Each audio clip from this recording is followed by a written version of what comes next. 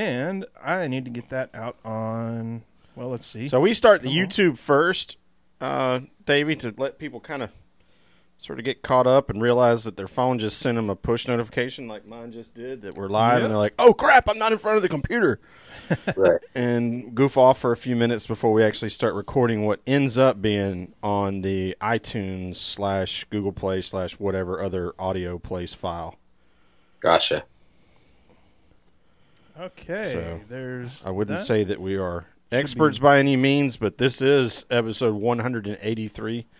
So Well, I'm not an expert by any means, and I have less than 183 episodes, so you're winning in that respect. Yeah, well, it ain't a contest. I'm just saying we've done it a couple times. Yeah, I feel which you. makes it especially embarrassing when we complete. When we screw it up.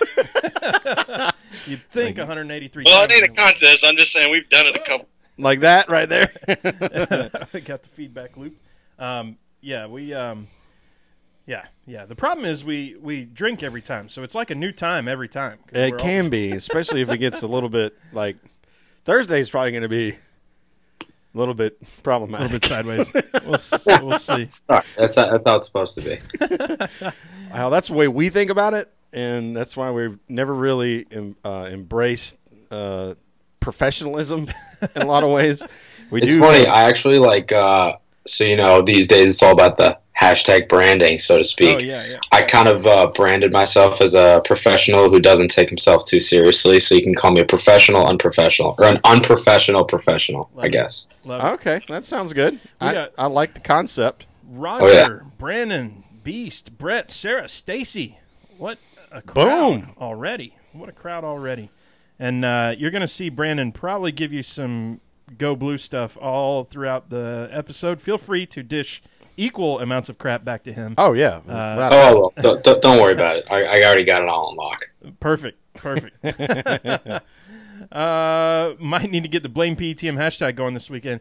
Dude, we're going to a race, so, you better start watching the sky. It is what it is. Yeah. Right? What were we? I was 7 for 8 or 6 for 7 last year like on that, some type of rain event during the weekend. Mm-hmm. Yeah.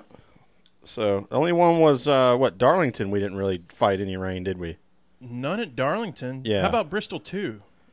Bristol 2. Only overnight. Remember? Overnight, so we'll got call it wet overnight. That's a yes then. Yeah. Yeah, that's right, because I count it by the number of times when I come back. Oh, Talladega had none. That's right. We were great at Talladega. Talladega was was the best weather I've ever seen at a racetrack. Yeah. I measure it by if I have to come home and reset up my entire campsite in my carport let it dry out. to let it dry out and then tear it all back down again. Yeah. That's a bummer. It's a bummer. It's here's the thing though. When I've done it so many times, because blame PETM, I've done it so many times, it almost becomes a part of the routine now. You just get home and you take it all out. So like after Talladega, I got home and I just put it up and I went, wow, that was so easy. I can't believe it. So anyway, Davey, we are known for going to races and it rains during the race. We rained out Phoenix last year. Like we brought rain to the desert. We left an expensive. Good job. I'm honestly not even mad. That's just impressive at this point. Yeah. Right? It's now we can kind of laugh about it, but there was a while there where it was not at all funny.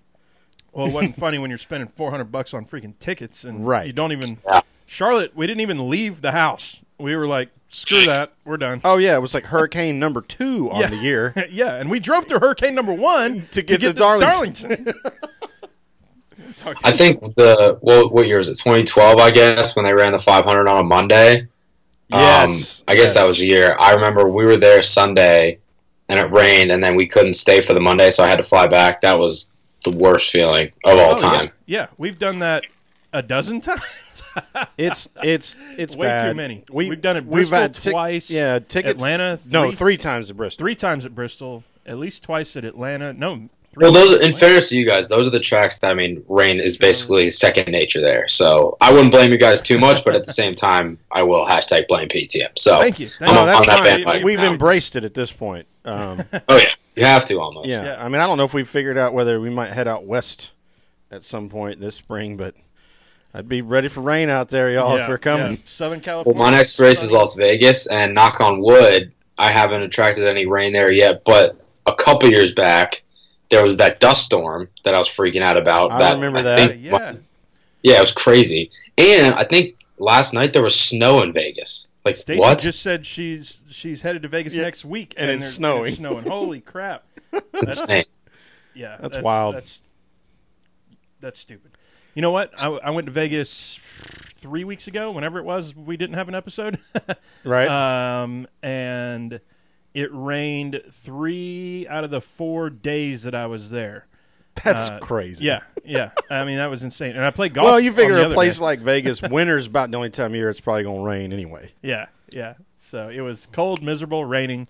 But yeah, I had a good time nonetheless because, hey, Vegas, you're not spending too much time outside. Anyway. Race weather says we're good. I love it. Okay, Aaron Studwell, man. We appreciate it, buddy. I love it. Yep. Help us out all you can. Back to trivia to see you, boys. Okay. Thursday. Yeah, man. Sounds good, Brandon. Enjoy trivia, win it, and Thursday. What time's Brandon land?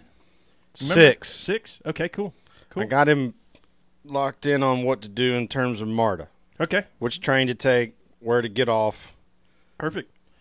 It's like having to buy the card is annoying, but that $7.50 will buy you 45 minutes in traffic. So you figure the math on that. Yeah. You're all good. All right. Davey, you ready to get going? Yes, sir. Let's do it. All right. Once again, it may cut out. We'll see. And if it does, we'll be back in 1 minute or so. Sherwin, you ready? Cool. Yeah, I'm ready. All right, let's do this. We are recording now.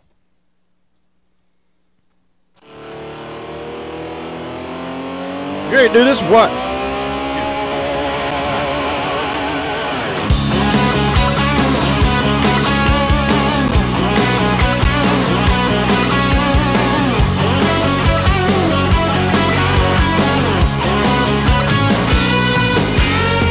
Talladega to Daytona, Bristol, Charlotte, it's an way NASCAR. That's right. This is the Pre-Game Engineer Tailgate Mayor Racing Podcast, episode number 183. It's Tuesday, February 29th. February 29th? That doesn't even exist. It's February 19th. There's not one of those until next year. 2019. I'm Tailgate Mayor Rusty Wallace in the PTM Podcast Studio. Pre-Game Engineer Sherwin. What's up, dude? Oh, man. This is one of those really action-packed weeks for us, right? Yeah, it is. So we got a brand new guest tonight. Can't wait to bring him on. We're going to do a whole nother show in 2 days. Yep. And then we are heading our happy rear ends off down to Atlanta Motor Speedway for the weekend. It's going to be a blast. Before we do any of it, this podcast is sponsored by you. That's right. You go to patreon.com/PTM, join the What You Drink Club for as little as $1 a month, and get that free koozie. The best part is, every cent in 2019, we're donating to sponsoring drivers. So join the PTM Posse today. Be a part of the sport you love. Sherwin just brought over a bunch of fresh batch of koozies here. So we'll be getting these out tomorrow to make sure everybody is all caught up. Who's already a sponsor. Swag. He spilled some beer on them, so they are freshly Beer just opened up in my workbook ready bag, to so I'm roll going to have there. to figure out how to perfume that thing up. So here goes nothing. This week's show is brought to you by our official sponsors at the $5 and up per month level. Those are Laura Henshaw, Aaron Bearden, Robert Keplinger, Colby McClam, Eric Kepner, Ryan Keeper, Patrick Cleary, Jeff Brown, Brandon Crowd, Kathleen McDonald, Stacey Wright, Brandon Carl, Billy Workman, Rika Porter, Jumpy Bob, Les Miller, Tommy Witt, Julie Bosley, John Pearson, Eddie Greer III, Yunker Motorsports, Jason Rudd, David Mullins, Patrick Johnson, Brett Morris, Gail Delaney, and Crystal Snow. And welcome to the PTM Posse, Birchie Hodge. Wow. Awesome. Thank you, Birchie. Yeah, welcome to the show. Woo! Boy, that was a fun read. It's getting to be a lengthy read there. I need a little bit more breath at the beginning. I felt like I took a big breath, but I didn't Not I didn't big enough really breath. just fill the lungs up on that one. And I kind of had that. I need to practice those first 3 names because after that, we're Flows rolling. pretty good. Yeah. Get in that So cadence. Laura Henshaw, Aaron Bearden, Robert Kaplinger. I got to get boom, get those going. But that said, we want to welcome onto the show. You already said it. His first time on the PTM podcast, so we'll see if we drive him away or maybe he'll come back for more. He's a Michigan State alum. He writes for NASCAR Home Track K&N and Front Stretch. He's living in Maryland and suffering greatly as a DC sports fan. On Twitter, at Davey Center. It's Davey Siegel? I got to make sure I say it right. Siegel. Okay. Siegel. So All it's right. not the action hero, but the bird. I hope that I cannot disappoint, but yes, unfortunately not. Yeah, so I'm strike one on pleasing our guest here. I've already told him he's the bird and not the action hero. Yeah, not the son of Married with Children and what was that Chopper show anyway? Katie Seagal. Okay. That's the way she pronounces her name. That's out of my wheelhouse. I'm one of those. I'm a millennial, as you guys say. So you might hate me because of that. You might not, but I probably won't get half of your guys' references because I'm only 22. Well, Sons of Anarchy is really not all that old, but you were probably like 12 when it started, so I'll give you a pass on that. Yeah. And I just don't watch enough, or maybe I don't. Maybe I watch too little. I don't know. I don't watch TV very much. Me neither, honestly. Sports the stuff. only things I watched when I was a kid were like SpongeBob, Drake and Josh, and NASCAR, and that was pretty much it. No, I can outquote anybody in SpongeBob, Drake and Josh, and I can out-knowledge a lot of my friends here in the Maryland area with NASCAR. You guys, that might be a different story, but we'll see. I'll give you a run for your money on SpongeBob. I was going to say, Rusty's pretty deep into SpongeBob. Let's do it right now. I bet I'll beat you. I'll dig me some SpongeBob. Well, we got to find some trivia or something. Sling me a trivia question, and I'll see if I can find one too. We'll do a little battle round at the end of the podcast here. Yeah. All right, I already we're got some doing up here, like so monologue-y. Just ask me and I'll fire away. Okay. Sing the first verse of Sweet Victory. Are we talking like let's see. Well, it's like the winner. Is it the winner takes all? There it's you the go. throw up one more kill, the last one to fall. We'll never sacrifice The the will. will. Drum, There you go. drum. Yes. You got it. All right. He's legit, y'all. Let's do this. Davey, we start this show off the same way every week. Tell the folks what you're drinking tonight. I'm drinking some good old carbon dioxide and H2O. Nothing for me tonight, boys. I got work tomorrow, unfortunately. But I know that doesn't stop a lot of people, including you two, so I guess I'm just lame like that. Who knows? Oh, the stories we could tell. Wow. So I went back to the same store that I went to last week and bought another bottle of that same Braves Jim Beam here. Well, So Rusty, why would you need another bottle? we might have freaking finished. Yeah, because we probably drank the whole thing last week. Oops. Because that happens sometimes. Oh, man. The post-show. The pre-show gets a little fun. The during show, we're talking most of the time, so the drink's at minimum. Not minimum, but, it's there. Just wet the whistle stuff. And then post-show, it can get a little dark. Dark. You just had to throw that Braves in there to hurt my Nationals fandom, didn't you? Well, it's not like we did any better this year. So. I mean, we did win the division, but let's be honest. It was yeah. one of the Well, at worst least you divisions got in there. baseball. You had a shot, and at least your team doesn't disappoint you every single year with high expectations, and then you obviously falter under pressure and do not improve every single year because you're a DC sports fan and you thrive on mediocrity. I don't know if that's rehearsed or if that was spoken from deep. Yeah, well. So I joked with other fans of the tribe here in Atlanta that I believe that the Nationals missed their window. And so you guys at some point are going to have to go through some sort of a minor rebuild because you had your three best pitchers. You had the third base hitter who now can't throw it to first base anymore. And Bryce Harper, who likes to use his face as a brake, as an e-brake. Mm-hmm. So I agree with you to some extent, but at the same, I think Mike Rizzo, our GM, is probably one of, if not the most underrated, not just in baseball, but probably in sports. Because this offseason, I mean, I think Bryce to the Phillies is pretty much a done deal at this point, especially with Machado signing today. But even I'm not planning on him coming back. The team's still pretty deep. I mean, you got Corbin in the offseason, so the pitching rotation, which was already stout as hell, is even better. You added some bats in the lineup. I really think Rizzo's done an amazing job. The one thing that gets me every single year, and they've yet to address it well enough, is the bullpen. The bullpen has been terrible for the past 6-7 years, and they still choose to do nothing about it. They made one big move, so they thought, which was getting Rafael Soriano, and that turned out to be a dumpster fire. So I'm telling you, if the Nats make the playoffs, either as the wild card or winning the division over your guys' Braves, they're still not going to do anything because of the bullpen. But, I mean, the cap surprised me last summer. So, I mean, at this point, anything's on the table. Well, you got your championship. So, let's – I have one.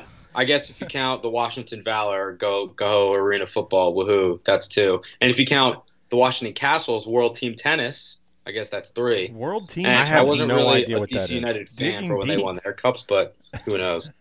Well, we in Atlanta, we have one World Series championship, Yeah. 1995. So Yep.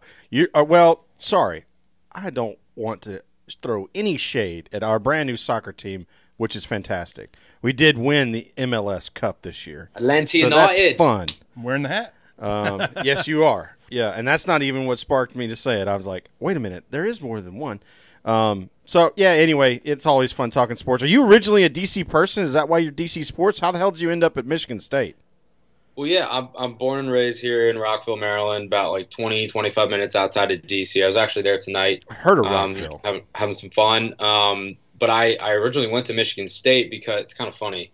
I am a big time sweater. I didn't want to sweat in my college year, so I didn't really want to go to any school down south, even though my parents actually both graduated from Emory, which is at your guys' neck of the woods. Oh, yeah. That's right over here. It's like, we can damn absolutely. near hit a baseball to Emory from here. yeah.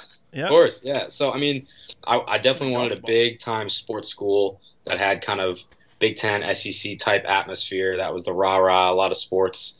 I wanted a good journalism program, and I wanted somewhere that I wasn't going to sweat. And MSU checked all 3 of those boxes, and then one thing led to another. I was spending the next 4 years in East Lansing. Well, I tell you what, if you're trying to pretend that Michigan don't get hot in the summertime, I got news for you because I lived there and I experienced it. Well, I didn't live there in the summer, so I'm sure all my friends told me about the summers on the lake in Michigan. I never experienced one. I guess that's unfortunate, but also fortunate because I didn't sweat, but I just sweated down here in the D.C. area, so I guess I lost that battle. Well, the whole eastern seaboard gets hot in the summer. It just true that. depends on when your hot starts. Ours starts like mid-May. Yeah. You know, yours probably starts about June-ish. I am also a sweater, as it turns out, and I was in Silver Spring, Maryland. I was traveling. I can do the baseball there, too. Oh yeah.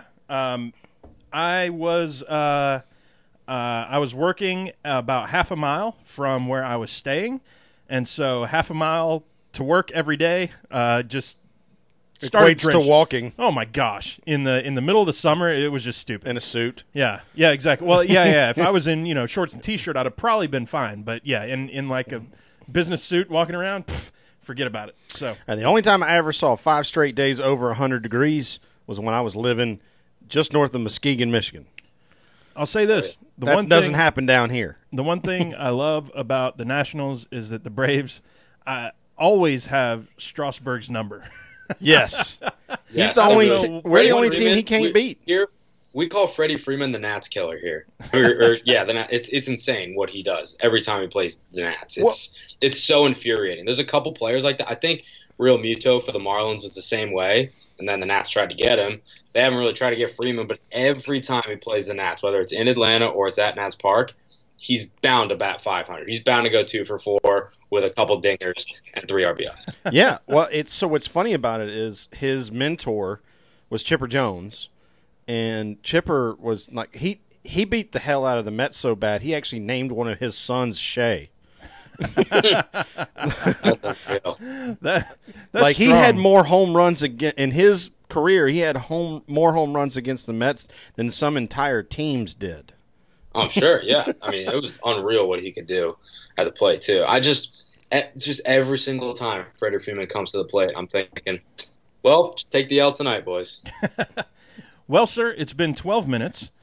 This guy baseballs. He SpongeBob's.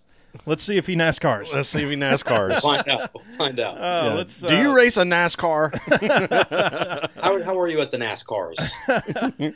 Well, let's start here. Why don't you introduce yourself to the PTM posse? You're sitting there wearing a Daytona International Speedway shirt, Sure. which I absolutely love, and I'm jealous I don't have one similar. Tell the folks what you're working on with Front Stretch and K&N and all the rest of that. Yeah, so funny enough, I actually got this shirt this weekend because I was there down at the 500. I've gone to the 500 for the past 10 years, I want to say, but this past weekend was the first one that I covered it as a media member. So I was there on behalf of frontstretch.com. You can check out all our work there. It's actually funny story, quick aside. So when I was in high school and my early years of college, I was not writing for Front Stretch, but I wrote a lot all the time for a couple of different websites, and nobody ever read my stuff. And when I had my podcast, nobody listened to my stuff. I just figured that was just because there's a lot of other avenues. there's a lot of people that are more professional than me doing it, whatever. Then when I joined Front Stretch, I got a comment on an article, and I started freaking out. I was like, wait, somebody actually reads this stuff? Like, this is insane. What a concept. And then I told my boss that, Tom Bowles at Front Stretch. He was like, yeah, that actually happens. So it was kind of funny, like, seeing that transition. But it's honestly a really cool site. We got like 30, 40-ish people working there right now. And with the departure of J-Ski, I kind of feel like Front Stretch is not so morphing. I think we've always been there, but it's kind of becoming that J-Ski type place. It's like a one-stop shop for anything that a race fan, specifically NASCAR, could really want or need. So everything's great over there. Love the people that I'm working with. Have a lot of freedom to do some different things. Been experimenting with some video content over there. And then with my work with NASCAR Home Tracks, I cover the K&N Pro Series East and West. So I'll be racking up some frequent flyer miles this year, which is always fun. Opener was this past weekend, or I guess the weekend prior, at New Smyrna, as Speed Weeks kind of kicked off there. Unfortunately, you guys weren't there, but you brought the rain somehow on Sunday. So no, you got to blame Weaver on that deal. Oh yeah, that's Weaver. It was rained out to Monday, and it was a pretty good race. Honestly, it was 175 laps on one set of tires, and it was General Tire's first race in series history supplying the tires. So you got to think some execs were pulling their collar a little loose. Well, there, I don't know. Let's take it easy on it. It's their first shot at it. All Hoosier did was rebrand, so they don't have the same relationship with the Hoosier people as the people that are all about the Hoosier tires. That's all it is. It's a Hoosier tire with a different name on it. Right, I got you there. But it was definitely a pretty good race. Derek Kraus, who's only 17 years old and he looks like he's 12, he was able to save the tires better than anybody else, and he got the victory to kick off the year. He's going to be running full West, even though he ran this race out East. I think he's going to be the guy to beat for the championship out West. But it's been great, man. I mean, I've been doing the K&N stuff with Home Tracks for about 2.5 years now, and I've been with Front Stretch for about 3 or so. So it's funny. I mean, like any other kid, I always wanted to be a race car driver. Then when I realized it probably wasn't financially feasible, emotionally feasible, mentally feasible, physically feasible in terms of moving down to Charlotte to get discovered, all that. I mean, you guys know all the stuff that goes into it. I said, all right, that dream's done, but I want to be involved somehow. My mom said, you're a good writer. You should start writing. I said, all right, whatever. So I started it. I liked it. One thing led to another. Went to school for a degree in journalism. Got that. Passion for it just grew even more and more.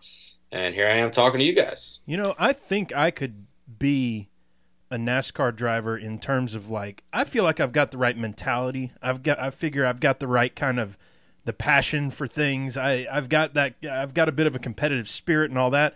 I just completely lack any talent in the arena. So that's what keeps me from it. Is you just suck. I'm as talented as anybody out there, but in the real arenas, probably not. Yeah. Rusty, your hand-eye coordination you go to give yourself a high five and slap yourself in the eyeball. So that happens all the time. It's the worst. Anyway, let's do this, Sherwin. Let's start breaking it down, tearing it down, whatever it is. We haven't done it in a while, so, I mean, it makes sense that you're a little rusty, as it turns out. And by the way, before I start there, I was going to say Front Stretch is definitely kicking a lot of ass lately, aren't they? Yes. I've seen a lot of good stuff out there. Yeah. Coming out of that. Very cool to see even more folks doing that, and can't wait to see what else is coming from Mr. Davey here. But we'll go to the report card right now, and we actually get to start giving some grades of stuff again. We got the Daytona 500, dude. Hamlin capturing his second trophy in what we are going to be referring to as the Daytona 450 plus 50. Right. 450 miles of riding around and 50 miles of demolition derby. Somebody had to come out on the other side of that. So, Davey, give us your perspective since you were there, and tell us what you saw and what you thought about the race. I've got some strong things to say, so let's have you start. I think overall, fellas, it was honestly a pretty good race. I mean, we were looking at what happened on Saturday with the Xfinity cars, and we were saying, geez, if it's anything like this, I mean, this is just going to be awful. But, I mean, there was only up to go from there. So in that respect, I think it was honestly good. I think the temperatures and the conditions there kind of fed into that a little bit. It was pretty hot. I mean, I was going back to the sweating thing, I was pretty sweaty like all day long. I was also got sunburn, as you could probably see. But I mean, the cars were 2 wide, 3 wide throughout the entirety of the race, pretty much. I was entertained. I mean, I was watching some of it from the press box and then some of it down on pit road and in the media center. I really do think that Jim France's, I don't want to say plea, but kind of favor to ask in the driver's meeting beforehand, basically saying, hey, fellas, let's go down low. Let's make this an entertaining race. We got a lot of eyeballs. I honestly think that didn't go a long way, but it made people think about it a little bit. I mean, Brian France never would have and did say anything like that in a driver's meeting, and Jim France is saying it in the driver's meeting for the biggest race of the season. I mean, that's got to mean something. I was entertained by the race. That's the thing. And I want to go back to the truck race on Friday for a sec. You want to talk about Demolition Derby. I mean, that was 250 miles of a Demolition Derby. I mean, that was insane. But I've said for so long, though, that the Truck Series is the best form of racing in the top 3 national series because it's the most entertaining. And some people might say, well, I want to see real racing, pure racing. I don't want to see torn up race trucks and torn up race cars. That's fine, and I agree with you to a certain extent with that. But when I watch a game, whether I'm watching the All-Star game or I'm watching Game 7 of the NBA Finals, I want to be entertained. You cannot tell me that Friday night was not entertaining. Like, I was thoroughly entertained at Clay Greenfield doing the Bird Box Challenge in the infield on the infield grass. I was thoroughly entertained standing next to Bobby Gerhardt's pit, looking at him run in the top 5 and challenge for a win late in the race. I was entertained watching Austin Hill kind of silence those haters on Friday night and winning his first career race. That was entertaining. Saturday was not. Sunday was entertaining. So overall, I don't think that you can hate the race if you're a NASCAR fan. Yes, you tore up a lot of stuff at the end. Yes, it took a hell of a long time to clean up that mess and finish 10 laps. I think it was like an hour, 20 minutes. But overall, the product was entertaining, and I don't think you can ask for much more than that. I don't know what I would add to that other than what I would say is I'm apprehensive about us recreating what the trucks are in the Cup Series. Yeah. Is what everybody's talking about. That's basically what they've done. We won't know until we see it happen. We won't know after Atlanta because Atlanta is such a different surface. We'll know after we have a couple of races out west, what's different about it. And I'm not going to talk smack or really even talk it up that much other than saying you should definitely buy a ticket to Atlanta Motor Speedway because that's our home track and we're going to be there and come see us. But it's also might rain because you guys are there, so get that weather. So there's guarantee. that too, and we don't want to. Yeah, I mean, let's curb that. What I would say is we have the Truck Series. I don't think there's anybody that has ever watched more than about 10 or less than 10 truck races that has ever made a comment other than what you just said, including us and everybody else we've talked to. By far the most entertaining series within the Absolutely. 3 national touring series is the trucks, and that's the series that if you're going to have a whole bunch of wrecks and only have 8 cars finish the race, or trucks, I should say, that's the series that needs to happen in. I'm not sure that's what we want to see over on the Cup side. So that's where I'm about to step on a soapbox that Rusty doesn't step on all that often. Y'all, usually, you know me, I'll kind of play my hand a little tight or close or whatever, or I'm just not super opinionated on things. I like to learn what other people got to say about them. I say the Daytona 500 was the most garbage race I've seen in a long time, and I was thoroughly pissed off by the end of it. I thought that for the first 450 miles that we talked about, we saw some good racing, but we knew that wasn't going to play out. You know, we had Joey Logano making some amazing racing moves. He did it once on Jamie McMurray to get that line going again when Jamie's car was all messed up and he needed to get past him. That was a cool pass to me. He did the same to Kyle Busch. He did a Kyle Busch move. I got goosebumps right now on Kyle Busch on the bottom there, which was the fast lane. So the bottom came in, and that was a fast lane. He was making Kyle Busch moves on Kyle Busch to make it pass. Holy crap. But we all knew, and P.S., Matt DiBenedetto with the fairy tale story, the whole race, being able to run up front, being able to stay up there, block the guys that he needed to block, keep that momentum going, having good pit stops and all that. William Byron too, for that matter. That was a great race, but we all knew what was about to happen. We all knew that none of this mattered. The moves that Joey Logano was putting on, Those don't matter. Matt DiBenedetto being up front, that doesn't matter. Any of this, none of this matters because we know we're about to have this wreck fest at the very end where everybody is trying to do something and everybody gets shuffled around. It makes it, and now I know Davey said it's insulting you to can't a degree. That you know, I don't see how you can be a NASCAR fan without liking this one. I appreciate it. You can stand by that all you want, and that's fine. But I thought that makes it a complete garbage race that who cares what happens in those first laps, in that first 450 that I thought were just fantastic racing when we know what's going to happen in the last 50. So why are we even care about that first bit? 40 car. I was so mad. Here's the thing. I was so mad. I had dinner reservations at 7 p.m. Race started at what, like just before 3 or something? I was like 2:56. Okay. 2:56, yeah. So I figure 4 hours is plenty, to watch a race. After that wreck at 6:30, I think was a second wreck maybe, I hit the record button and told my wife, I said, let's just go. I didn't watch the end of it until I got back home at 9 p.m. and put it back on DVR and watched the rest of it and said, yeah, all right, well, that's how it ended with 3 more wrecks and 2 more red flags and all that. So I dove into my Fitbit app. I fell asleep at 6:20 on the couch with my laptop in my lap, and I didn't wake up until 7:15 when they said, fire it up, we're going to do the green-white checker. And you missed what, like 3 laps? I missed 984 cars getting wrecked. Yeah. There was only 3 of 40 cars that were not involved in an incident. Yeah. Now, I will confess that on our behalf, I voted yes in Jeff Gluck's poll. Was it a good race? Because I just didn't want to be a Debbie Downer in my head. But I'm with you. If 37 cars get wrecked in a race, that's a stupid-ass race. Yeah, yeah. When that first one happened, I just threw my arms up and went, well, I texted you.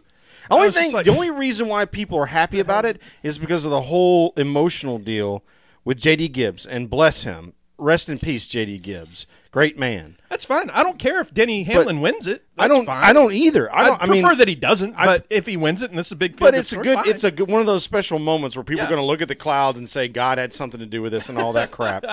But he only had to beat 6 cars. Because everybody else was destroyed. No. It's kind of the thing with plate racing. I mean, like, I see somebody in the comments, it's been like that for 20 years. I mean, I haven't been watching this. No, it's been like that for 30, whoever's in the comments. So, I mean, that's the way it's always been. I guess, do you guys think that the new tapered spacer that we're going to see at Daytona later on this year, do you think that's going to change anything or no? No. No. They're still going to be able to reach terminal velocity without having help, which means that in a pack, they're going to go faster. Yeah. Yeah. I think it's actually going to backfire on them at Daytona, because what it's going to do is it's going to make it to where there's no way they could run both lines during the day. One of those lines is going to be so much better, they're going to only be able to run single file.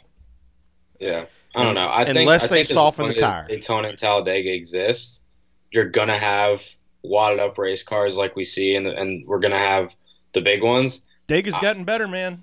We didn't really have it at Dega, though. Dega got better. I feel like that was a bit of an anomaly, to be honest, though. Like, I feel like, and especially now with the win and you're in mentality, I think you're just going to see more of this. I don't think you're going to see it as much volume as we saw on the 500, because I think that's a different animal in and of itself, considering it's the 500.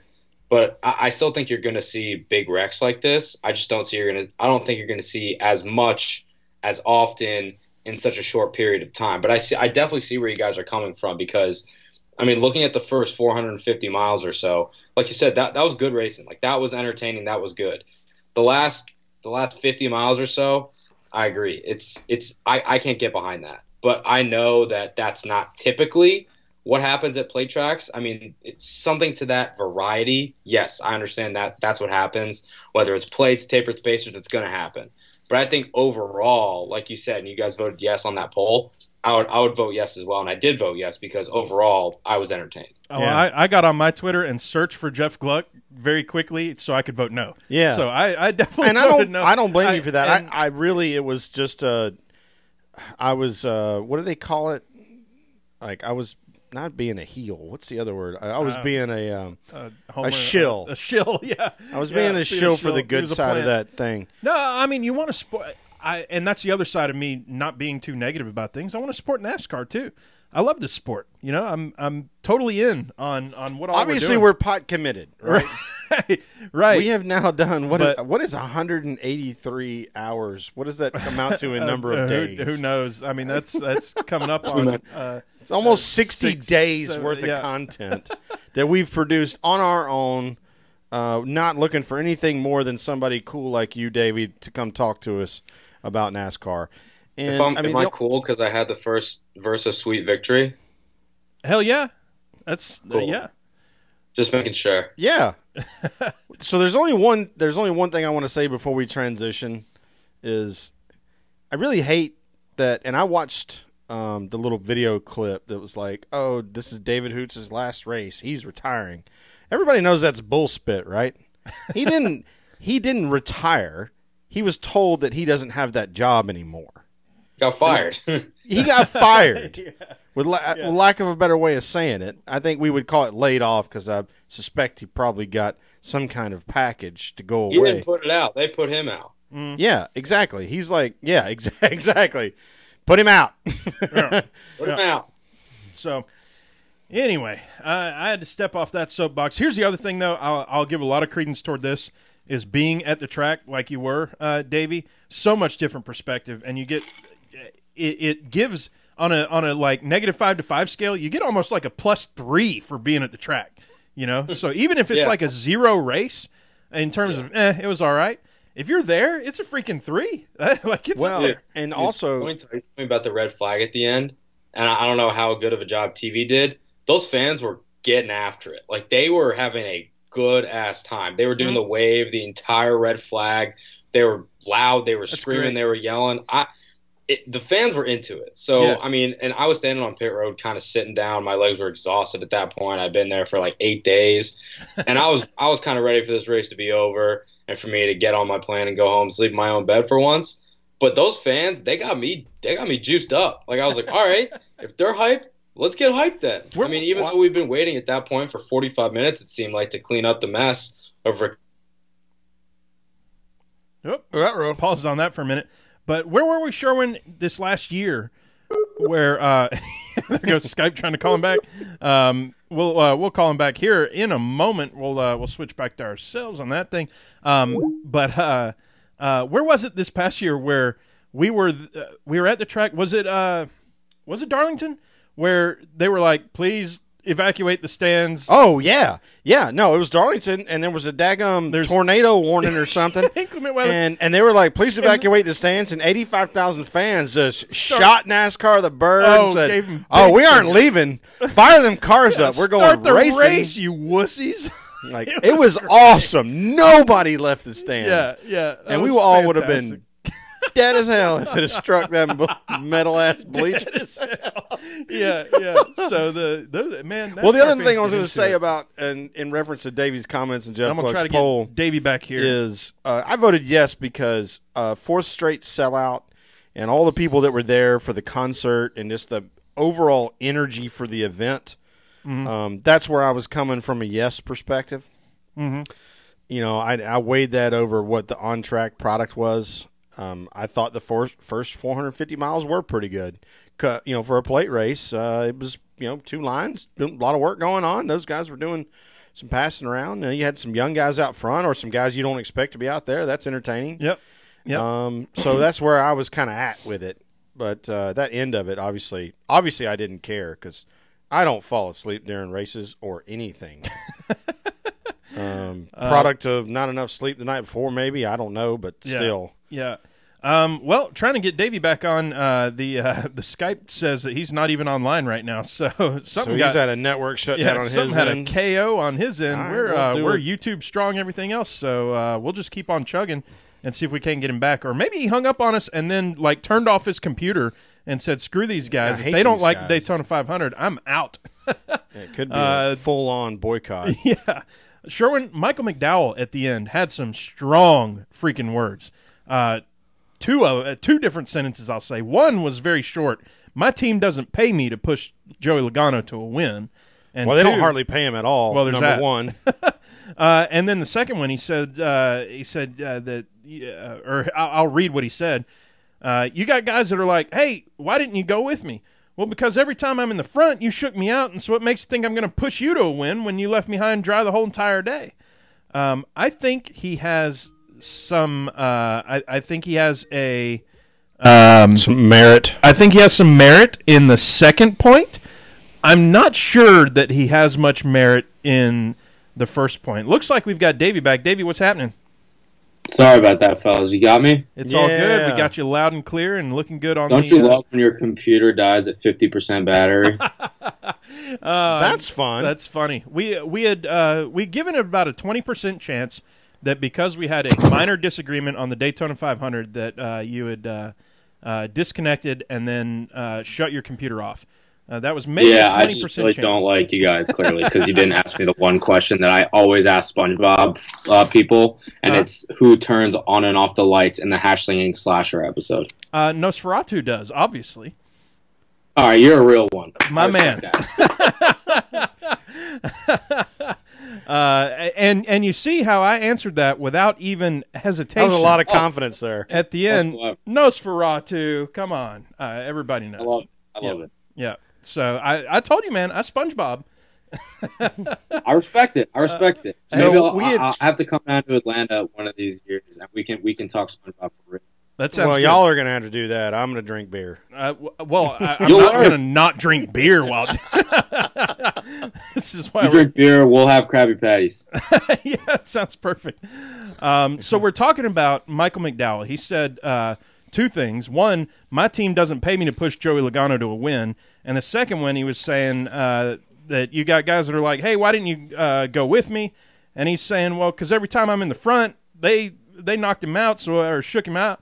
So it makes him think I'm going to push you to a win when you leave me high and dry the whole entire day. What we were saying, or what I was saying, I say we as if this is Sherwin's opinion too, but the second point kind of has some credence. Hey, if you're not going to help me out during the race, I ain't going to help you out at the end of the race. You know, this is shoot, what is that old nursery rhyme or whatever it is where they make this is going to I don't know, terrible. but I'm going to interrupt you real quick because I have a thought. Do it. Is because I'm struggling here. I don't understand the mentality. If you're a competitor, you know that Joey Logano is probably the fastest car in the race. You have a chance to finish second. You end up finishing fourth. That's almost $100,000 difference in prize money. And you have a contract that most likely looks a whole lot like you get a base salary and then you get some percentage of what the winnings are. He just made a stupid-ass decision to say, well, I don't like you because you didn't help me earlier. Well, now's when the help matters. And guess what? If you push him to the front, you also have a chance to pass him, or if you want to, bring the madness on yourself, dump him and win the race. Just straight up dump him. You're Michael McDowell. You can, how many more times are you going to have to win? What if Joey dumps you? It's not like Joey's going to dump you for the win at Martinsville. You're not going to be up there for the win at Martinsville. You're not going to be there. So what you're going to get now is for the rest of the year, you're going to have all the Fords, which there's 8 of them that are really fast, or especially at a short track where you really need to cut people brakes, you ain't getting no brakes. Right. You're going a lap down immediately, and you're never getting back on the lead lap. Right. And so it's just a really stupid posture by somebody who actually needs help. Like, you can get mad, why did Jeffy shuffle you out? The same reason why he shuffled Kyle Busch out, because his car is faster. Yeah. Like, he shuffled out a champion. You're like, well, why'd you shuffle me out every time? Well, this isn't about pushing you to the lead. It's like to me, it's a very idiotic posture to take. Yeah. When you're a small team that could be like, oh well, Michael McDowell finished second in the Daytona 500, or went side by side with Joey Logano at the end, or oh my God, a front row motorsports car dumped the leader and won the Daytona 500. Yeah. And all of a sudden you have $2.8 million in your kitty. Yeah. Yeah. What's up, Davey? Sorry, I was just going to say, McDowell's a pretty good plate racer. So, I'm not surprised that he kind of made one of those decisions on the fly like that because if you're relatively inexperienced, right, you'd probably just follow Logano because, all right, he's a Ford, he's probably the fastest car, whatever. I'll just do what the logical thing is. But I think McDowell was probably thinking to himself, you know what, I actually have a legit shot at winning the race here, so I'm going to try something that is not maybe the slam dunk thing to do. Clearly, I mean, if he could do it over, he probably would have gone with the 22. And I was actually also right there on pit road when Logano got out of his car and kind of had that verbal confrontation, I guess you could say, with McDowell. Logano was pretty mad. I mean, he doesn't really get mad that often, but when he gets mad, you can tell because his eyes are not squinty anymore, and he's not saying "ah, frick" in a happy way. He's saying it in a bad way. Doesn't have like the big goofy smile thing. Yeah. Well, I mean, no, not. So I mean, like, I don't know. I could go either way with the McDowell thing. I don't blame him for doing his own thing, but at the same time, I think if he could do it over again, he probably would have gone with the 22. I just don't see, like, so I get, like, initially his perspective. You get out of the hot race car, you just raced for 4.5 hours, as Rusty chronicled, with all the red flags and whatnot, and you're probably not, you know, you're like, man, I thought I might have had a better car than 4th or 5th or wherever he ended up. But you made the decision that ultimately caused you to finish 4th or 5th or whatever it was, and you had a decision that would have put you at worst 2nd. Mm-hmm. So it's like, hey, at some point you have to back off this rhetoric in the news because he doubled down like today. Mm-hmm. He's like, I don't get paid to push Joey Logano. It's like, all right, cool, dude.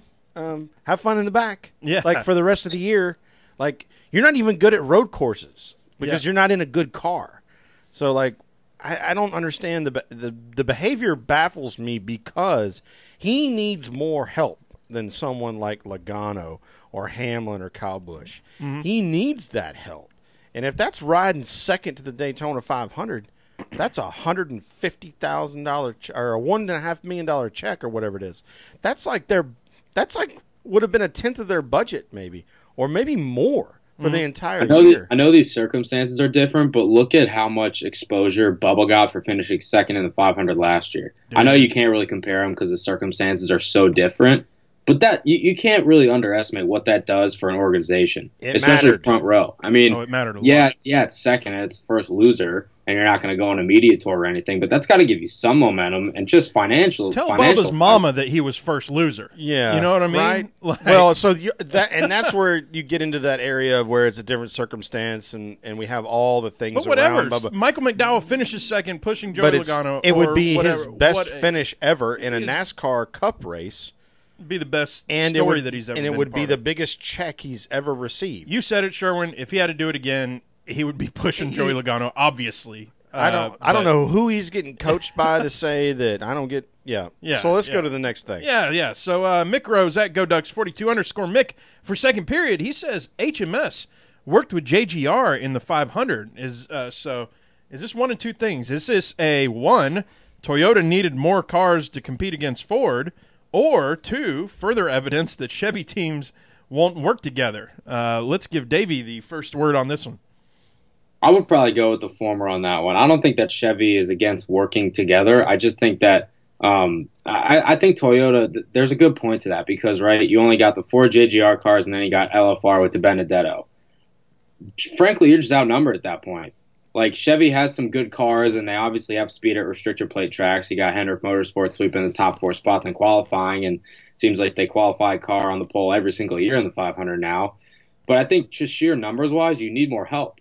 And I think JGR knows that they have some of the best cars in the field. Hendrick obviously had the same power-wise and speed-wise, so why not try to marry those two together when you're clearly outmatched numbers-wise by the Ford? Because Stewart-Haas is fast. Penske is fast. You can see front row cars up there. Even Matt Tifft was kind of battling around the top 5 in his first Cup start. You can see those Fords are fast. Those Blue Ovals and Doug Yates are going to bring good power. So why not marry the Chevys and the Toyotas together, albeit for one race and maybe for just a handful of laps, to try to beat those Fords? So I think it's more so the former than the latter on that one. Well, yeah, I would say that this is definitely a safety in numbers kind of thing. Ford has really sort of doubled down in the last, call it, 4 or 5 years, to where, I mean, the best Ford team for a decade was, 2 decades was Roush. Mm-hmm. They're an afterthought. They might as well be front row. Mm-hmm. Because that's basically the way they run. They just they have to pay drivers like you would pay a top-tier We team. talked about with Brandon on Lap Traffic a few weeks ago, where it was like we're saving the organization was to hire Ryan Newman. Right. It's like, what's your exit strategy or your entry strategy or whatever the right word is? Because What's your turnaround? hiring 39-year-old Ryan Newman to save a car, that is lost. Yeah. That Matt Kenseth couldn't do anything with. Right. After who's Trevor a Bayne Hall drove of it into Fame the race wall. car driver. Right. It's like, all right, well, so yeah, I think it's a safety and numbers thing. I think it's smart. Toyota's really only got 4 good cars, and Chevy's really only got, I don't know, 4.5. I was counting in my head. Yeah. I don't think the 3 and the 8 are both good cars. I think between the two of them, they might put one good race car on the track going forward. And JTG is not anywhere near competing for top 5s or top 10s yet. No, not really. I mean, I'm interested to see what Priest can do on a flat track or an Ambit Turner. Yeah. Because it kind of normalizes the field. But we just had that entire conversation about McDowell, and it's like, hey, guess what? Anymore, it doesn't matter whether you can race on a road course or not. If your car's not any good, you ain't up front. I have nothing to add to what y'all have just said. You know what? Further evidence that Chevy teams won't work together. No, I don't know. I'm I just think not there's a saying healthy that. I'm trying to give that a little bit of credence, but I just can't find an angle there because I wanted to try to give a alternate opinion or thought, but I think really what y'all were saying, strength in numbers here, especially against the Fords that everybody's been talking about all off season. It makes sense. Yeah, you got 8 really powerful Fords. Nobody else has 8 anything. Winning Cup cars. Nobody Right. else has 8 winning Cup cars the way Ford does. Right. We'll move on to third period. I wanted to throw this stat out there. MVP of the weekend. How many times do we have to say this about Ross Chastain? Oh my God! I'm glad Doing you put him MVP. amazing things. Y'all, he ran all 3 races and averaged an 8.6. It's like 3rd, 13th, finish. and 10th, I think. 3rd, 10th, 13th, or exactly. Yeah, so 3rd in the trucks, 13th in Xfinity, and 10th in 3rd Cup. in Xfinity, because that's what he's running points for. So he ran. Oh, okay, sorry. He got 10th in trucks. He got 3rd in Xfinity, but I think he won one of the stages or something. So he's second in points next to the winner who escapes my mind right now. This is how much I'm thinking about Haley? Ross Chastain. No, Haley Annette. didn't win. Annette won the Xfinity race. Yeah, Michael Annette won. And then He was on Lap Traffic tonight, by the way. nice. Yeah. And then 13th in Cup. Holy crap. This guy is, he's a long way from the watermelon farm at this point. Yeah, Dude, he's such a wheelman. It's insane. And what's even crazier is that, I think Jay Robinson was the one saying that he almost didn't even have a ride in the 500 for that weekend because there were other drivers that were coming in with money He was and with other unsponsored. resources that were basically saying, no, put me in the car. Ross is unbelievable. Like, I still don't think that he gets his due. I mean, with all the DC Solar stuff that happened in the offseason and the amazing performances that he had last year, like, that put him on the map. But I still think people don't really understand how he's such just a plain good race car driver. Like I don't know his background in terms of if he can drive dirt cars or whatever, but I feel like he's one of those guys that's like Tony or Kyle Larson, where you could throw him in any car and they're going to be fast. Like he is unbelievable what he can do behind the wheel of a race car, especially in all these underfunded equipment, cars and trucks. Just imagine what he could do, even if you replace Ryan Newman with Ross Chastain. Like, I still think Roush would gain 2-3 positions a week, average finishing wise, because I think he's that good. Yeah, well, so what I'm looking forward to, what I'm looking forward to is, Junior very subtly, tweeted out that all the races that Spencer Gallagher was scheduled to run in the 8 for Junior Motorsports and Xfinity, those are probably not going to happen, which is why we saw Chase Elliott in that car at Daytona. Boy, wouldn't that be a great place for Ross to land for a handful of races. Somebody's Thing going to is, pick him up. Juniors repeatedly said that he would put Jeffrey Earnhardt in that car, and he would love to put Ross in that car, but they need sponsorship. That I think he was talking about for a full season. Part-time deal, there might be some extenuating circumstances that can help them get Ross in the car. But, I mean, Junior's a great salesman. I think if he can go to some of his sponsors and say, look, man, if you put this guy in the car, he's bound to get you TV time, and he's probably going to get you a win, or maybe 2 or 3. Maybe they can work something out. I'd love to see what he could do, though. Yeah, well, so one of the things that we want to be repetitive about this when we have a chance to, for the folks that don't understand, like, the way Junior Motorsports operates, and, like, why wouldn't you just put a guy you know can probably win? You know you have winning equipment. Why wouldn't you just put him in? Junior Motorsports operates on a zero-sum budget, which means we're going to build you a car, the best car we can build, but you have to pay for it. Yeah. And they're not really all that interested in doing all of the marketing necessary to fill every race for all 4 cars. So when you race at Junior Motorsports, and this is why Michael Annett has caught a fresh ration of poop, is they're like, hey, you're just riding around in a car and, you know, daddy's money kind of situation like we've joked about with Paul Menard. But it's a reality for them. They race, Junior Motorsports operates on a zero-sum gain. If they break even, they've had a good year in terms of sponsorship. But they don't seek sponsorship and then go attract a driver. They're not Joe Gibbs. That's what Joe Gibbs does. Joe Gibbs seeks sponsorship and then goes and finds a driver to put in it. Junior is, we want you to show up. We're going to build you a car you can win with. If you're capable of winning, we're going to give you the car. But you got to bring the funding. That's on you. You got to figure the marketing out. So I hope Ross is able to do that.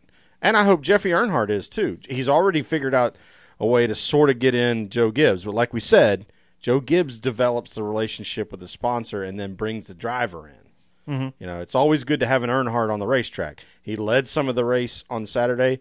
That's good for NASCAR all the way around for all the reasons. So anyway, that's the end of my sort of half-assed way rant on that. But that's the way Junior Motorsports operates. You have to bring money or you can't race their car. Yeah. Well, I want to give credit where credit's due and bookend this thing by saying, once again, Ross Chastain averaged an 8.6 finish at Daytona. That doesn't happen. You're not allowed to do that. He ran all, 1,000 miles? He ran all 1,000 miles. All 1,000 miles, every one of them. And unbelievable. I don't know anyone else who could have done that. I don't know that anybody in Cup could have done that. Right. Well, he is in Cup. I mean, like, a race-winning Cup ride. Yeah, I hear you. So, let's move on. Fourth period. So, let's talk about the NFL for a bit. I mean, as we have found out in the last several years, the amount of damage it does to people's brains and all this mess, and I mean all the stuff that's coming out and all the stuff that we're seeing, especially with the guys who are becoming elderly at this point or have passed away or whatever, and the issues that folks are having and all that stuff. All that combined, Super Bowl MVP Julian Edelman said NASCAR drivers are missing a few screws. Now, this was just him, being fun, and he was the Grand Marshal and all that stuff. Yep. But he said, besides all this stuff that we're doing to completely destroy your brain, the NASCAR guys have a few screws loose.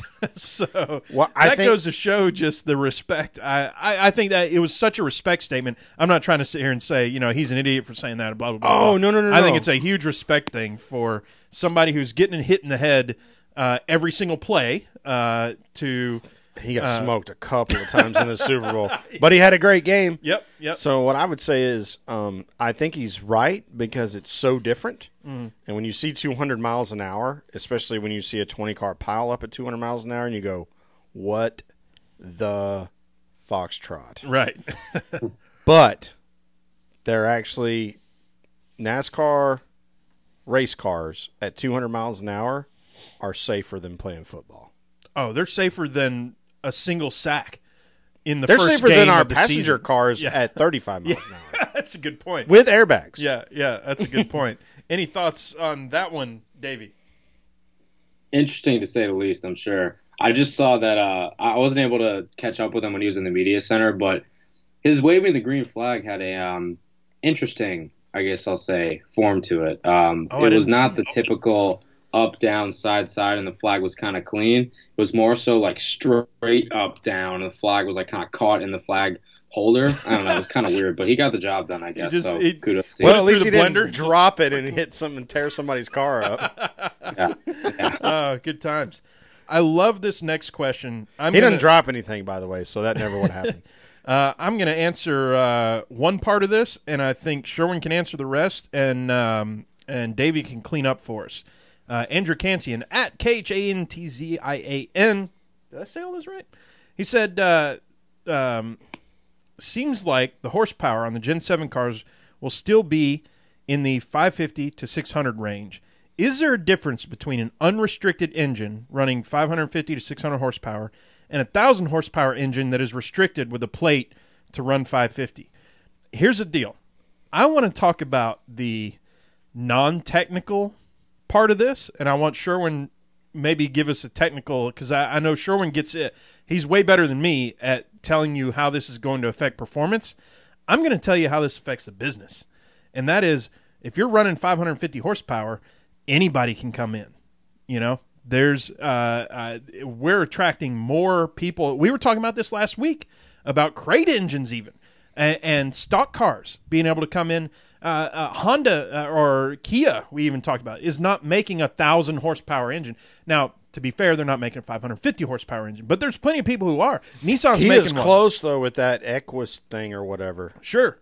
Honda, which, I mean, granted, they're in F1 and they're making, who cares, horsepower engines. But the point is that this opens up a lot in terms of, one, getting more people into this, or getting manufacturers into this who are already making 550 to 600 horsepower engines, who are not making 1,000 horsepower engines.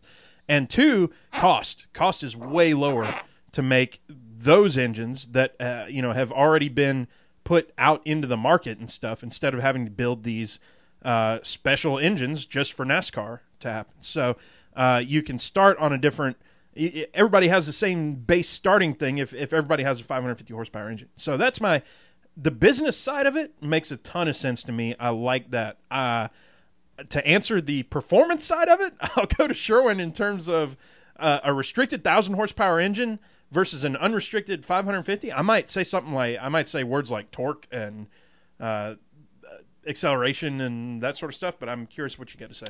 Well, so there's a lot of things I don't know about how to answer this question, so I'll just answer the things I think I do know, and then somebody can correct me if they need to.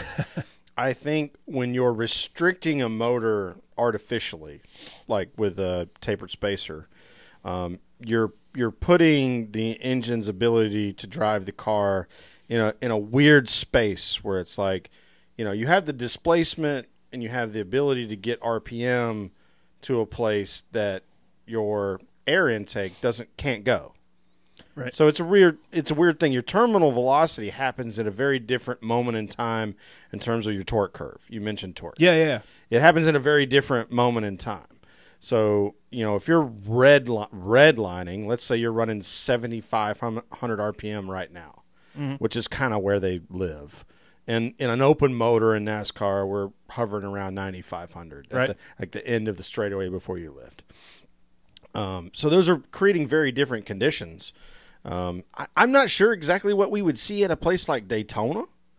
I think the biggest thing is probably floating back over to the business side is the reason why we can't attract new builders and new models and makes to NASCAR is that we have a center cam pushrod V8 that was invented in 1936.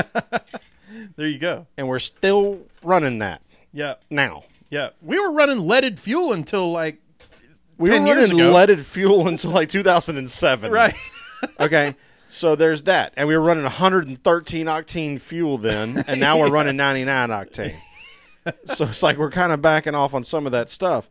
But I think what it'll do is it'll force teams to go, how do we figure out an overhead cam system that doesn't fail? Because that's what you're going to introduce with running a 550 or 600 horsepower motor. And It's fine. Give it to and the you're pegging it eggheads. out. Let them figure it out. Yeah, and they're going to have to. We're going to blow some motors. Remember when Toyota came in and they blew motors every week? Yeah. They blew them Yes. every week. Yes, I do remember. And Denny that. Hamlin bitched about it to no end because To- when and- he and was had running a a point. Chevy, he was winning races like crazy. And then for a year and a half, he didn't win shit with a Toyota because they were just blowing motors because they didn't have a push rod V8. When they started the Tundra, they already had overhead cams. Mm-hmm. So they were having to build it. And to your point, the money spend is the R&D behind. So you're going to say I'm going to have to spend $20 million on an R&D department to build a motor that I am never going to run on the street? That's stupid. Yeah. There's no reason I would do that. Yeah. Let's let Davey clean it up for us. Davey, your thoughts? I don't know if I can clean any of that up because you guys are using terminology that, frankly, you know way more about than I do. But the one thing that I will say is that I think whether it's reducing the horsepower or introducing new manufacturers, one thing that NASCAR has been trying to do, but I think is going to kind of start to ramp up their efforts, is just cutting costs overall.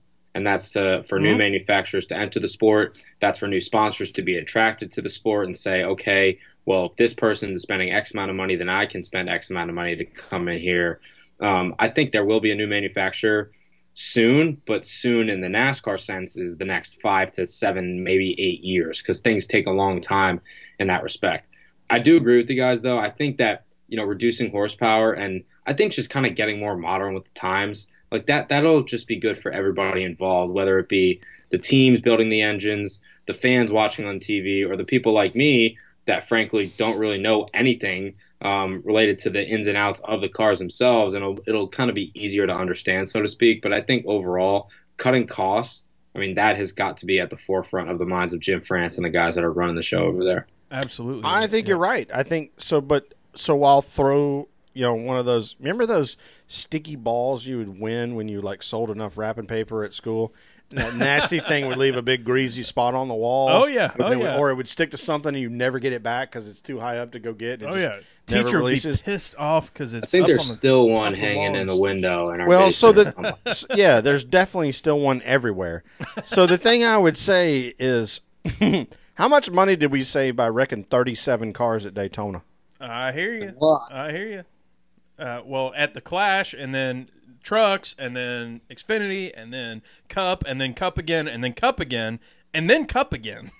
I hear you.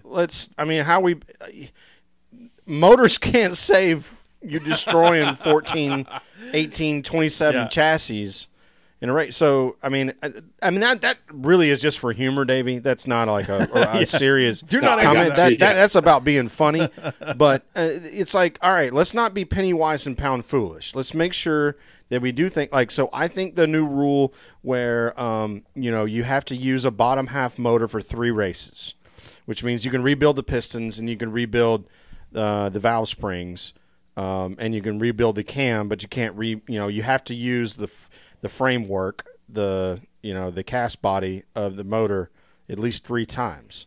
That helps. The fact that you can only bring 2 built motors to the racetrack each week, that helps. That changes your decision making on how aggressive you get with the cam and the valve spring rate. So once we go to a dual overhead cam, which is the only way to get 550 horsepower out of an overhead cam motor, we're going to introduce a serious amount of cost. Now, the recoup process is, hey, by the way, this is just a souped-up version of the motor that you can buy in the Mustang or the Camaro or the Challenger on the shop floor on Monday. That's going to be a tough sell, though, because you know what? Those motors, when supercharged, all make 700 horsepower now. So you're saying the highest series of stock car racing, Cup racing, is going to make less horsepower than what you can go buy on the shop floor? That doesn't make any sense to me. Yeah. So let me tell you something that does make sense. We'll move on to recess here. And I've been dragging all of these periods out. I've been out in the hallway getting cussed out for not shutting up. oh no, it's I've all been good. on the veranda. It's all good. We're having fun here. If you're not having fun, go ahead and turn it off. Yeah. But we're fixing to have some more fun here. There is now. This is recess, y'all. So had to come up with something. This came across my feed today. Goofing off is what recess is, This everybody. came across my feed today. We don't get political on the show at all. The few times By design. right, by design. The few times that we have, it was to deflect actually being political. Brian France being funny. a moron. No. So the whole point is that there's somebody out there who has said, I am going to solve our debt problem, right? Now, whether you agree or disagree that there is a debt problem or whatever, they said, here's what we need to do. And if you go on change.org right now, you can find this petition, and it says that we should sell Montana to Canada for $1 trillion. And it says the only things that it says, and I'm about to sign this petition because of what it says. It says, we have too much debt and Montana is useless. Just tell them it has beavers or something. That's what it's got a crap load of moose. I cannot imagine. Let's call up Canada. And elk. Hey. Can you send me the link? We gonna sell y'all. I'm sold. Oh, I hear you. We gonna sell y'all Montana. It's got beavers. They got half of Yellowstone Park in that son of a bitch, so we got to cordon off a little bit of it. We need $1 trillion, and Canada be like, "You said beavers? Oh yeah, we got beavers." All right, I don't even think they have beavers. Done. No, they don't have beavers in freaking Montana. I love this. Beavers is warm weather rodents. I love it. I love it. You can't be freezing and have beavers. We have too much debt in Montana. We have too much debt, and Montana is useless. Just tell them it has beavers or something. That might be my can't forget the or something. Or that's something. what makes the joke Doesn't good. matter. That's It's got what makes beavers. the joke It's good. got or something. No, Who cares? That makes the joke real good. Yeah. Or something. That's one of those like this entire month. Yeah, Canada will never know. They got timber, and Canada's like, we got this like whole country worth of timber. I love it. So I'm seriously going to sign that. I'm serious that I'm signing it, but I'm not serious in that I agree with it. But for $1 trillion, sell it to Montana. Tell them it's got beavers, or selling it to Canada. Hey, it's got beavers. We're good. So there's the recess for today. Let's do a quick new follower shout out. We got Lego My NASCAR at Lego My NASCAR, lifelong NASA fan, self-assessed chemistry nerd, NASCAR and IndyCar fan, Sherwin. Yeah, I just stumbled upon her like over the weekend. I was like, I think this is her twin or something. And she likes great. Luke Casey boots. Like, she's into cowboy boots. Like, I don't even know what's going on here. Holy mackerel would fit right in here on the PTM podcast. Let's do this. Let's go ahead and gas it up. Whoa, do it. There it is. And we are physically and literally going to Atlanta this next week. And Brandon Crowd will be joining us. Lap Traffic? Lap Traffic. At Lap Traffic PC. Purveyor? Is that the right word? This is going to be awesome. Creator? It's funny, y'all, when you do the Media Pass thing, they don't actually tell you what you have in terms of Media Pass. You just show up and, like, kind of you get it. Right. So it's kind of funny because you apply for all this stuff, and then they say, okay, come get your credentials, right? And then so you get to the credentials, and you're like, oh, did you get this sticker? Did you get that sticker? What stickers did you get? And so we get to play that game here in 2 days or 3 days from right now. So it'll be the lottery there. Do you play that lottery yourself, Davey, or what? I used to play that lottery, and then I graduated to the hard card. Oh, nice. He's got the hard card, my man. Well, we need to figure out how to graduate to the hard card. Well, I think that's a few You years. start by not bringing the rain to every Atlanta Motor Speedway race ever, and you'll have a shot. Well, and when I don't go on recorded audio saying that the Daytona race was complete garbage, although I'm pretty sure there's people with hard cards that have said way worse and terrible things than I've We need more journalistic freedom here with NASCAR, all right? Weaver's not afraid to say something really sucked. And they still give him a hard card. And Jim Utter, just says... Just sucks as a person. Horrible things all the time. So. I used to be an Utter hater, but then I got dinner with him, and he's actually a cool guy. But so I would suggest giving him a second chance, but I understand if you're not an Utter guy. He's not going to unblock us. I'm not giving him a second chance. No, so funny enough, when I got dinner with him, I said, hey, you blocked me. He's like, really? Let me unblock you. Gave me a second chance. Here we are. There you go. It was benign. I mean, we've been blocked and deserved it but we I'm blocked by Kyle Busch. I don't know why, but I guess I did something to deserve it. Interesting. I have not been blocked by anybody from NASCAR, but I tend to not copy those guys unless I know it's like a really sort of a positive kind of a tweet. Yeah. I actually throw shade at people that will like tag a driver in a response to us where we didn't tag the driver. I'm like, why do you tag the driver? All you're doing is making it harder for us all to communicate when you do that. Yeah. So let's do this. It's Atlanta. We got to do some picks, and I'm. So we're actually going to replace. All right, we're going to have to replace that. We're going to replace on Thursday. Can we do it Thursday? Coming up soon. I'm sure we can. We're going to replace that one because we got to give Junior his send out. True. So there's Junior send out. Was that good or bad? I mean, as far as the send out, but hey, it's 2019. We need a new one, and the Daytona 500 one was fantastic. We're going to get the clip of that one and play that. That was awesome.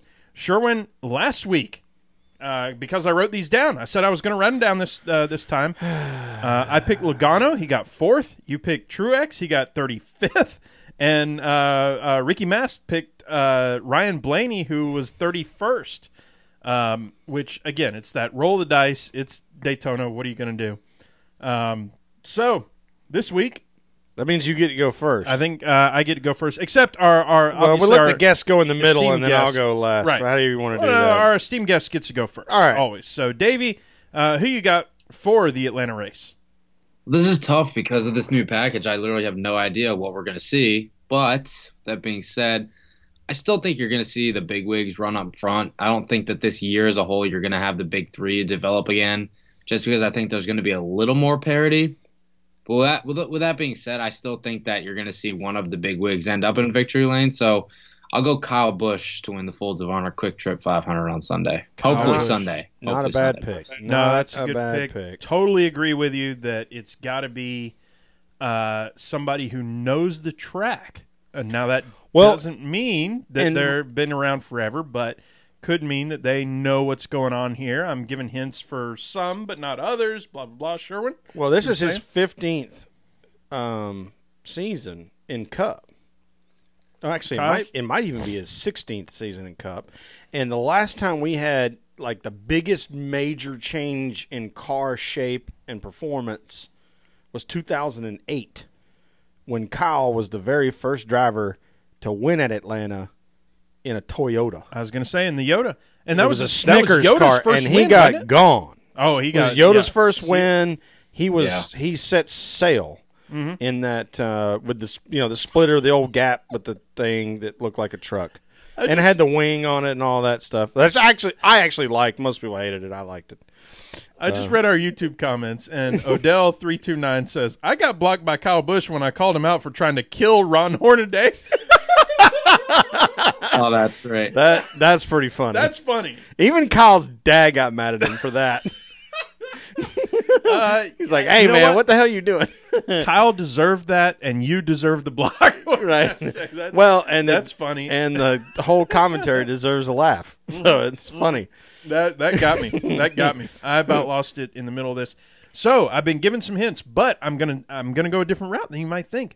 I really liked what I saw out of this team and this driver crew chief combo in Daytona. I'm going, and this is a guy who's been around. He knows, and he's won at Atlanta. I'm going Jimmy Johnson. Ooh. Yeah. Kevin Meendering. So you like what relationship he's developed with Jimmy? I liked what happened. I mean, Daytona, whatever. I mean, he won the Clash deal. Sure, that was cool. I kind of wrecked somebody, but I don't even know. hey, that's fire. That's bringing the fire. I love that. So maybe bring some fire here to Atlanta. So we got Kyle Busch, we got Jimmy Sherwin. Who you got for Atlanta? Oh golly, I think I'm going to go with a Ford. For all of the reasons that we've seen. The Mustang appears this is the first time that the Mustang gets to show its prowess. It appears to have fired off a little better than the Camaro. I think there's one driver in particular that has really got the fire to go. You know what?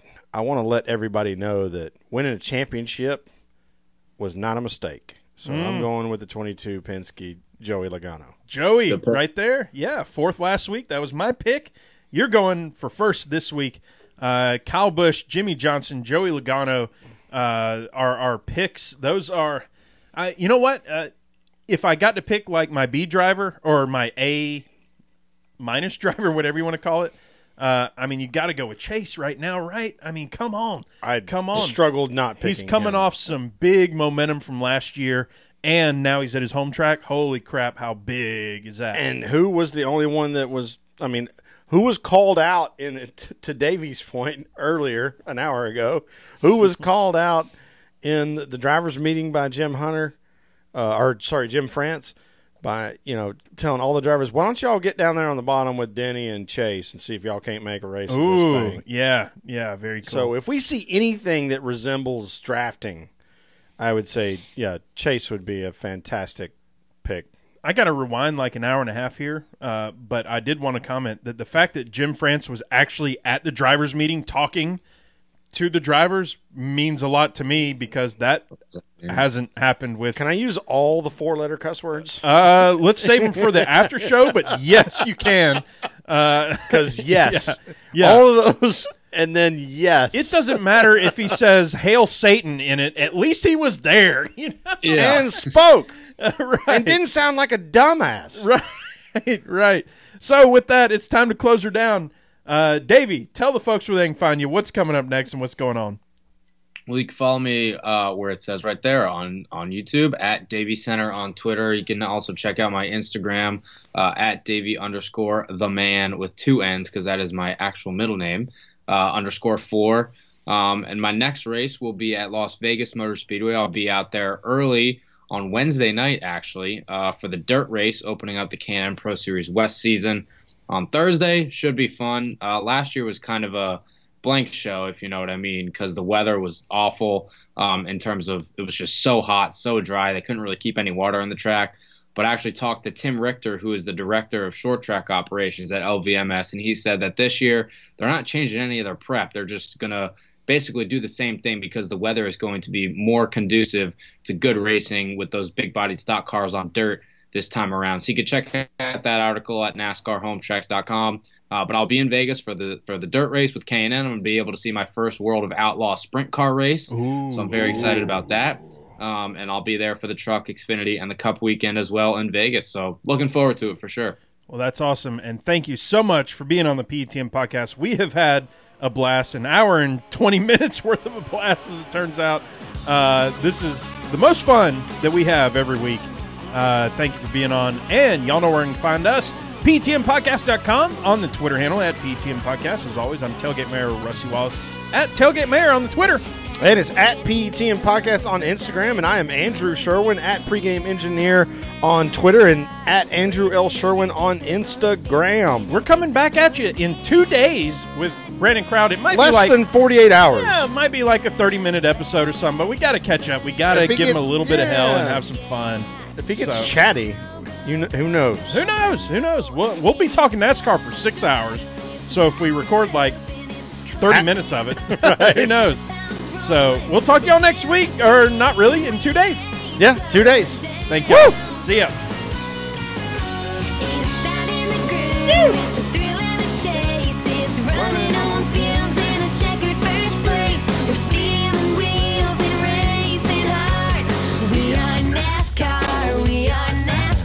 Thank you, Sydney.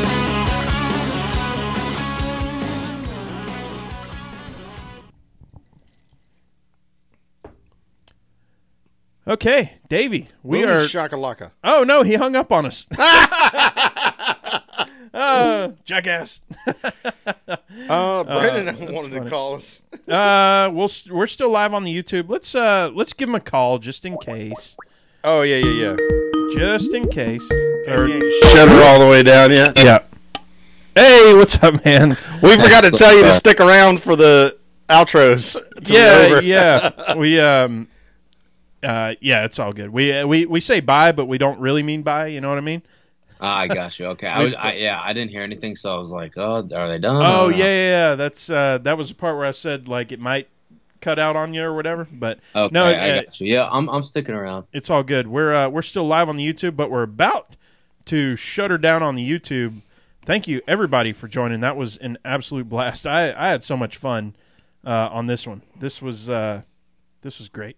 So, Sherwin? Yeah, that was damn fun. Yeah. Thanks, Davey, for putting up with me pushing your schedule around so much. We appreciate it. We appreciate Jeff sort of nominating you as someone that we should talk to, and I'm glad we did. Absolutely, yeah. Next time we'll have to spend an entire segment talking about SpongeBob quotes.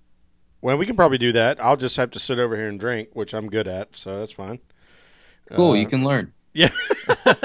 Rusty's the one that's the SpongeBob fan. I think I've watched a couple episodes of him. Like, I don't get it, but then again, my personality is weird, so it's fine. Yeah. So I'm gonna stop the stream.